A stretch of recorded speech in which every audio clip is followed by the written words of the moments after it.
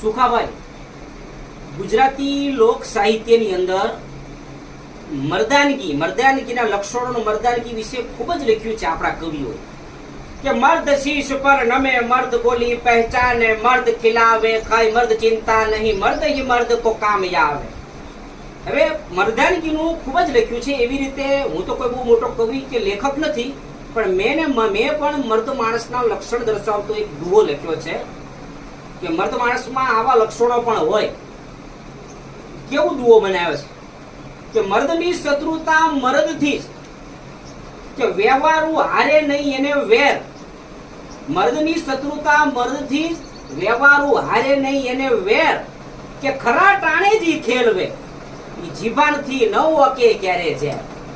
જે મર્દ માણસ હોય ઈ દુશ્મનાવટ કદાચ રાખે, શત્રુતા રાખે, તો સામે એવો મર્દાનગી ભર્યો માણસ હોય એની પાસે જ દુશ્મનાવટ રાખે. માય કાંગલા વાતે વાતે ફરી જાય. જે ઇજ્જત વગરના માણસો જોડે દુશ્મનાવટ રાખે નહીં. વ્યવહારું હારે નહીં એને બે. જે દુશ્મન છે, જે શત્રુ છે, એના સગાવાલા હોય, એની દીકરી હોય, એનો દીકરો હોય, એના મા બાપ હોય, એને એની હારે કાંઈ લેવા દેવા નથી. કદાચ દુશ્મનની દીકરી એને સામે મળી હોય યુવાન, તો એની ઉપર ક્યારે ખરાબ નજર રાખશે નહીં.